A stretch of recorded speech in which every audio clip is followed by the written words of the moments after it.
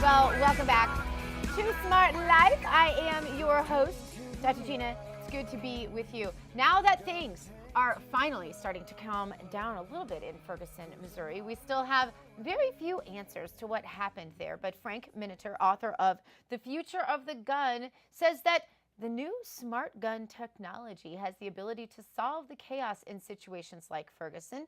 And he's here with us today to fill us in. Welcome to the show, Frank. Good to have you. Good to be here. Tell us about the technology that's available today that could have helped solve the Ferguson chaos, you say. Yeah, it's not even just smart gun technology.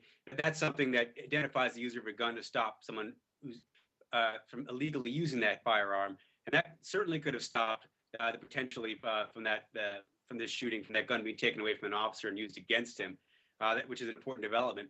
But I'm also arguing that we can use technology to watch the watchers, so to speak, and to help the police officers, this kind of thing. Imagine if there was actually a video camera, in the end of that pistol used by that officer.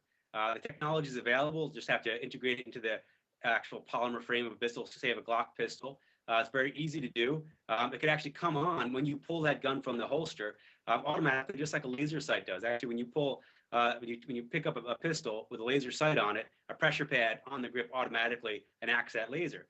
You can do the same thing with a video recorder. That way, we could have down the barrel video of exactly what that officer saw and the time he saw it. That right there would have stopped the myth from growing on the street and just helped solve that issue before it turned into what it became in Ferguson. Second Amendment advocates are afraid, of course, about this sort of smart gun technology, as it's being referred to, because they're nervous, I think, a little bit about, for example, the government using it to limit who can use a gun. And then so if the husband is trying to protect his home, for example, and gets shot in the process, then the wife might not be able to use the gun, or someone else in the household. And do you have these concerns as well? Absolutely. And a battery could die, and suddenly you're left in harm's way. Or with the Armatix gun, which is out of Germany, it's a smart gun. If you don't have the bracelet on, or you can't find the bracelet in the dark room while a bad guy's breaking in through your front door, then you're in trouble. All sorts of issues with this. But I'm for letting the marketplace vet this out and decide what works and what doesn't work. Unfortunately, the other side, the left, the anti-gun side, wants it to be made mandatory. Well, you can understand why when you really start to look into this issue, because if you make it mandatory, then every gun now available for sale becomes illegal. And the only guns available for sale then can be potentially controlled by the government, which is the big worry behind this kind of thing. So you can't blame gun owners for saying, wait a second, we're opposed to this idea of making it mandatory, but smart gun technology by itself is kind of a cool idea that can fill some niches. So, generally speaking, are gun rights groups really embracing the technology, or I guess, what are the safeguards that are being proposed to keep this technology from being used against the very law-abiding gun owners, as we know the government will try to do? I mean, there's no doubt about that between you and I, right? Yeah, the gun rights groups are not opposed to this technology, but they're opposed to it being made mandatory, because that's the huge gun ban that I talked about. And then, it's unvetted new technology. There's two companies now that have interesting products. The one is Germany that I mentioned. You got to wear the bracelet. The other's out of Utah. It's Kodiak Arms, called the IntelliGun. It's a conversion kit for model 1911 pistol that uses biometric scanners on the gun's grip, and you program that into yourself. Okay, you put your own biometrics in it, so it's okay for you, and you can have up to 20 users for that firearm.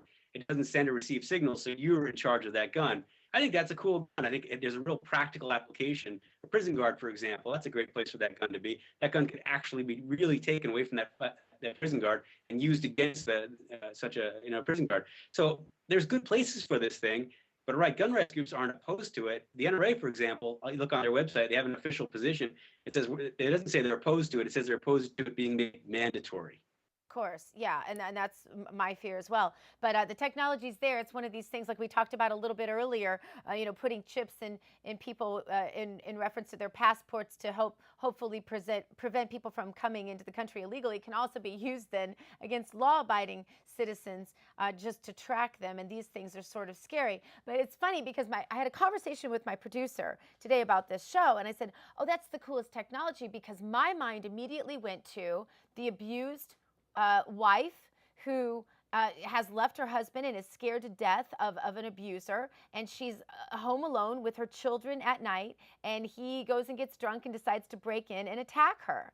And if she has her gun and he manages to wrestle it away from her, if he can't then shoot that gun, her life was just saved. And I could see that scenario playing itself out time and time again, like you mentioned, the prison guards. And my producer says to me, I'm not letting you do this show today. You can't be for this, because he's, of course, on the other side, very, very concerned about how the government will attempt to use it to limit our access to our Second Amendment rights. Recently, you might have seen about the court striking down the 10-day wait period for those in California who already have guns. I was just wanting to get your comment on that, and then also to ask you, what does this mean in terms of the future of guns? How fast will this technology spread, I guess? Yeah, we're in this amazing constitutional battle right now, and I go through this in the future of the gun. It's really interesting because after Heller in 2008, which decided the Second Amendment is individual right, this whole bunch of lawsuits were unleashed. It led to the McDonald decision, which incorporated the right to the state and local governments, so they all have to abide by the Second Amendment of the U.S. Bill of Rights. Now you have all this stuff being vetted in different federal court systems. The 10-day waiting period, for example, California threw that out. They threw it out for gun owners who already have a firearm legally in the state of California and have a concealed carry permit or something like that. The state can't just arbitrarily tell them, well, you already have a gun, but you can't have another for 10 days. That can't be constitutional. So that's what it threw out. But this conversation that's happening as we're defining the Second Amendment, it's such an important time because these precedents will matter going forward in decades. That's why elections matter so much. And that's why understanding this issue matters so much, which really drove me to write The Future of the Gun. Yeah, well, I think it's an interesting book. I'm fascinated. I, for one, cannot wait to read it. Frank Miniter, thank you so much for being on the show. Tell everybody where we can find you and, of course, where we can find your book as well. I'm at frankminiter.com. I write a column for Forbes that I'm very active on, especially on the gun issue. I just go to Forbes.com and type in my name. You can get the book at Amazon and Barnes & Noble. It's available now. Also find you on Twitter at Frank Miniter and at frankminiter.com. Interesting stuff, Frank. Thanks for writing the book. Thanks for keeping us informed. Love to have you back sometime.